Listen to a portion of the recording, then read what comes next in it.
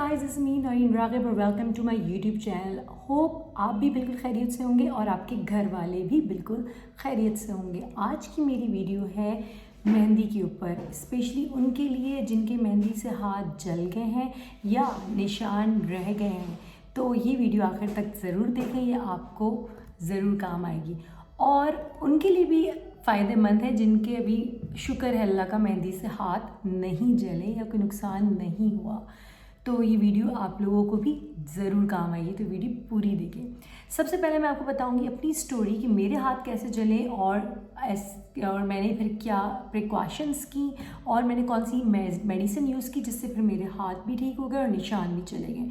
चलिए सबसे पहले आपको बताती हूँ कि मेरे साथ हुआ क्या था। अच्छा, मैं ख़ुद इतनी कॉन्शियस बंदी हूँ, मैं कभी भी ऐसे सैलून्स में कोई फेशियल ऐसी चीज़ें नहीं कराती, लेकिन फिर भी कभी कभार क्या होता है कि नॉर्मल सैलून्स होते हैं, आईब्रोज़ वगैरह मैं उनसे ट्राई करवाती रहती हूँ जो घर के पास होते हैं, नए खुले हुए होते हैं कि चलो यार आईब्रोज़ ट्राई कर लेते हैं, शायद ही इनकी अच्छी आईब्रोज़ ये बनाते हों।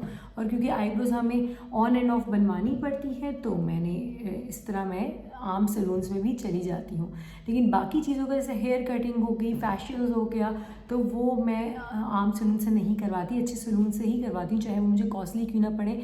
क्यों? रीज़न क्या है कि हमारे यहाँ हर कोई सैलून खोल के बैठा हुआ होता है, कोई यहाँ पे वो नहीं है कि कोई उसके सर्टिफिकेट हो इंसान का या कोई इस तरह की चीज़ें। जैसे कि आपको पता है कि हमारे मुल्क में कोई भी किसी भी चीज़ के रूल्स एंड रेगुलेशन नहीं है, तो हर जगह हर कोई सैलून्स वगैरह खोलकर बैठा हुआ होता है और वो जो लेडीज़ होती हैं वो भी इतनी क्वालिफाइड नहीं होती कि वो हर चीज़ को सही तरह हैंडल कर सकें या उनको समझ में आए बात।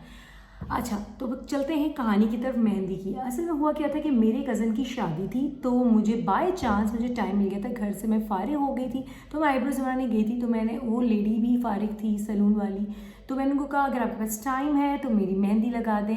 तो मैंने उनसे पीछे ये वाले हाथों के बैक पर मेहंदी लगवा ली, दोनों हाथों के बैक पर। घर आने के 15 मिनट के बाद मुझे मिर्चें लगना शुरू होगी, बाकायदा अजीब सी इचिंग और इरिटेशन शुरू होगी।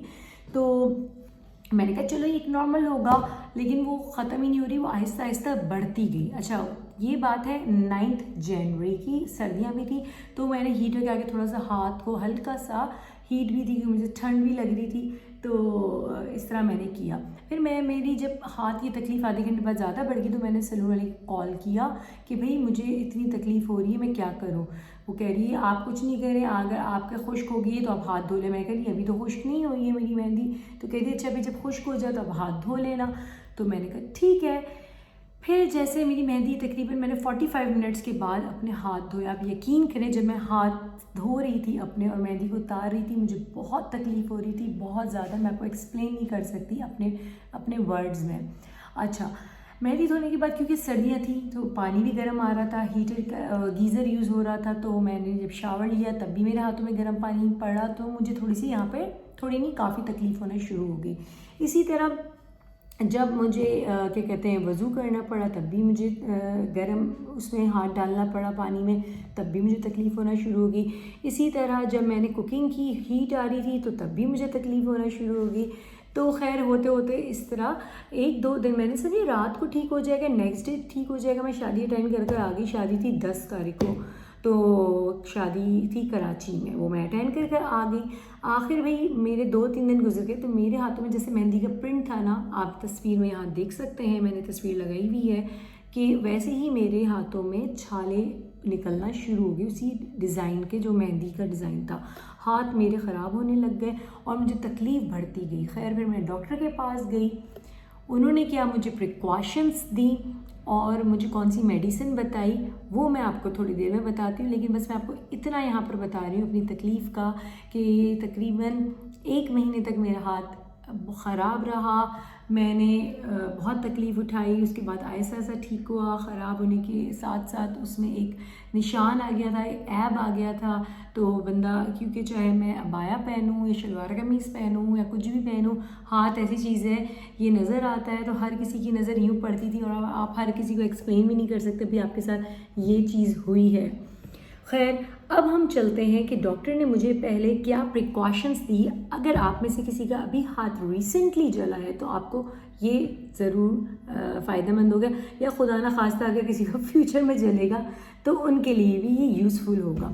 चलें चलते हैं। तो अब हम चलते हैं कि मैंने कौन सी एहतियाती तदाबीर की जिससे मतलब अगर आपका हाथ जला हुआ है खुदा ना खास्ता तो आपने किन चीज़ों से बचना है।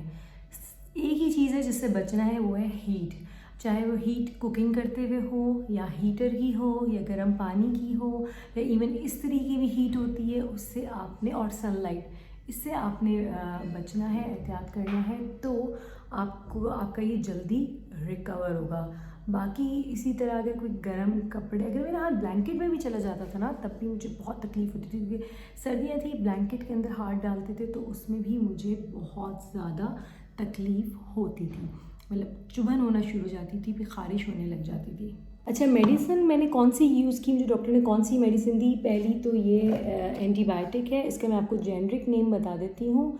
जेनरिक नेम है इसका fusidic acid and hydrocortisone acetate, जो कि मैं यहाँ मेंशन कर रही हूँ, ये है। अच्छा, ये वाली क्रीम थी, ठीक है। मैं इसका आपको क्या कहते हैं जेनरिक नेम यहाँ मेंशन करिए, आप किसी भी ब्रांड की ले सकते हैं, ठीक है।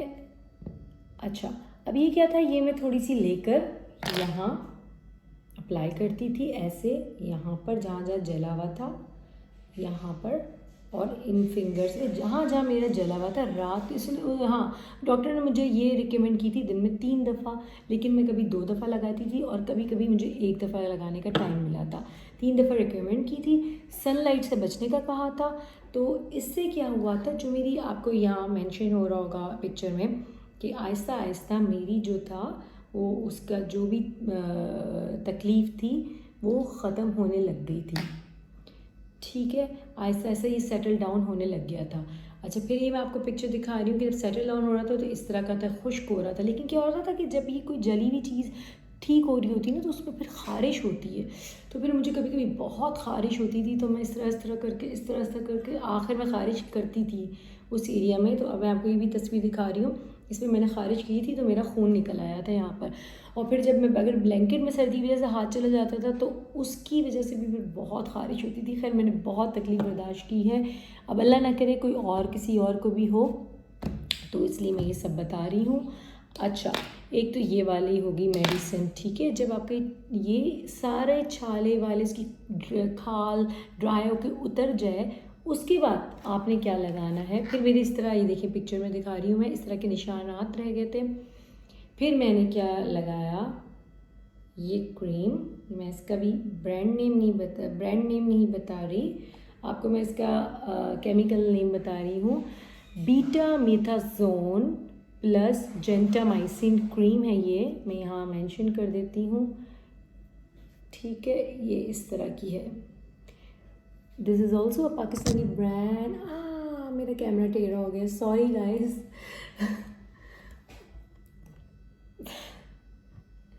This is also a Pakistani brand और इट्स वेरी गुड। इससे मेरा निशान ख़त्म हो गया। ये मैं भी दिन में 1 दफ़ा लगाई थी, ये भी आप दिन में 2 दफ़ा लगा सकते हैं, इस तरह करके हल्का सा रब करके। अब देखिए आप, मेरा ये निशान बिल्कुल गायब हो गया, जैसे था ही नहीं। Can you see? यस। तो गाइस, होप आप लोगों को ये वीडियो बहुत पसंद आई होगी और अल्लाह करे आपको फ़ायदा भी हो। और तो मेरा चैनल प्लीज़ सब्सक्राइब करना, लाइक करना मत भूलिएगा। Thank you very much and अल्लाह हाफिज़।